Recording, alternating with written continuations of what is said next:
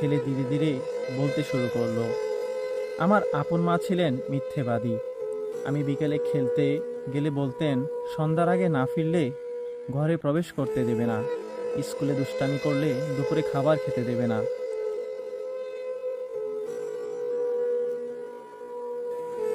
সালামু আলাইকুম।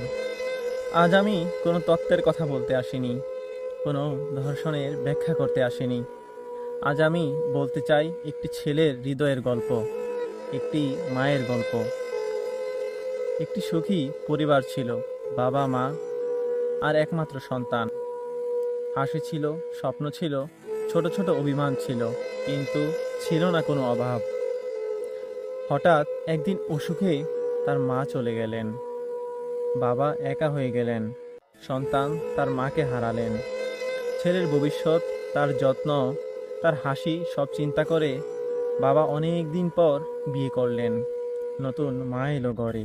বেশ কয়েকদিন অতিবাহিত হওয়ার পর একদিন বাবা ছেলেকে ডেকে জিজ্ঞেস করলেন, তোমার দুই মায়ের চরিত্র কেমন? ছেলে শান্ত গলায় বললেন, একজন মিথ্যেবাদী, আরেকজন সত্যবাদী। বাবা বিস্মিত হয়ে আবার প্রশ্ন করলেন, তোমার কাছে কে ভালো? ছেলে উত্তর দিলেন, মিথ্যেবাদী মাটাই আমার কাছে ভালো।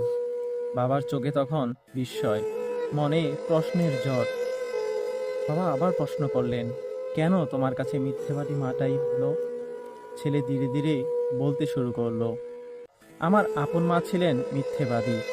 আমি বিকেলে খেলতে গেলে বলতেন, সন্ধ্যার আগে না ফিরলে ঘরে প্রবেশ করতে দেবে না, স্কুলে দুষ্টামি করলে দুপুরে খাবার খেতে দেবে না, রাতে দেরি করে ঘুমোলে বকা দিবে, পড়াশোনা না করলে বাসা থেকে বের করে দিবে। কিন্তু সন্ধ্যার পর বাসায় ফিরতে দেরি হলে মা আমাকে খুঁজতে নিজেই বাসা থেকে বেরিয়ে যেতেন। সন্ধ্যার পর আসলেও আমাকে বাসায় প্রবেশ করতে দিতেন। আমি দুষ্টমি করলে বুঝিয়ে দিতেন, কিন্তু শেষে নিজের পাশে বসিয়ে খাওয়াতেন। আমি যদি দেরিতে ঘুমোতাম, মা রাগ না করে মাথায় হাত বুলিয়ে ঘুম পাড়িয়ে দিতেন। পড়াশোনা না করলে বাসা থেকে বের করে দেননি, বরং পাশে বসে বুঝিয়ে দিতেন। তিনি ভালোবাসা দিয়ে আগলে রাখতেন, তিনি কথা দিয়ে ভয় দেখাতেন না।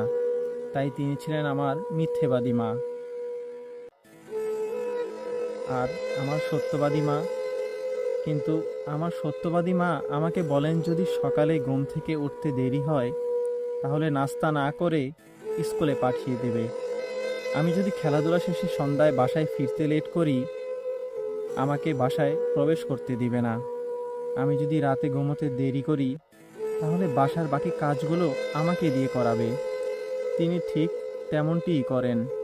ঘুম থেকে দেরিতে উঠলে আমাকে নাস্তা না করিয়ে স্কুলে পাঠিয়ে দিতেন। যদি সন্ধ্যায় বাসায় ফিরতে লেট হতো, তাহলে তিনি সত্যিই আমাকে বাসায় প্রবেশ করতে দিতেন না। আমার যদি রাতে ঘুমোতে দেরি হতো, তাহলে বাসার যে কাজ বাকি ছিল সে কাজগুলো আমাকে দিয়ে করিয়ে তারপর আমাকে ঘুমোতে দিতেন। তিনি যা বলেন তাই করেন, তাই তিনি সত্যবাদী। তাই বাবা, আমি আমার মিথ্যাবাদী মাকেই বেশি ভালোবাসি, কারণ তার প্রতিটি মিথ্যে ছিল ভালোবাসার আরেকটি নাম। বাবা কষ্ট পেলেন, রাগও হলেন। তিনি তার স্ত্রীকে শেষবারের মতো একটি সুযোগ দিলেন। সম্মানিত শ্রোতারা, ভালোবাসা কখনো নিয়মের খাতায় বাঁধা থাকে না। ভালোবাসা শান্তির ভাষা বোঝে না। ভালোবাসা বোঝে মমতা, ক্ষমা আর আগলে রাখার শক্তি। একজন মা কখনো নিখুঁত হন না, কিন্তু তিনি নিঃস্বার্থ হন। তার বকুনি শাসন নয়, তার হুমকি ভয় নয়, সবই সন্তানের জন্য নিরাপত্তার দেয়াল। সত্য সবসময় কঠোর হতে পারে, কিন্তু ভালোবাসা কখনো নিষ্ঠুর হয় না। আজ আমরা হয়তো অনেক নিয়ম জানি, অনেক শৃঙ্খলা মানি, কিন্তু প্রশ্ন হলো, আমাদের কথার ভেতরে কি ভালোবাসা আছে? কারণ একজন সন্তানের কাছে সবচেয়ে বড় সত্য তার মায়ের মমতা। এজন্য আমিও আমার মিথ্যাবাদী মাকে পছন্দ করি। ভালো থাকুন, সুস্থ থাকুন, সুস্থ রাখুন। দেখা হবে নতুন কোনো ভিডিওতে। নিজের বাবা মাকে শ্রদ্ধা করুন, মায়া মমতা দিয়ে আপনার বাবা মা আপনাকে যেভাবে আগলে রাখে, আপনিও তাদেরকে আগলে রাখুন। আল্লাহর ওপর ভরসা রাখুন। আসসালামু আলাইকুম রহমতুল্লাহ বারাকাতুহু।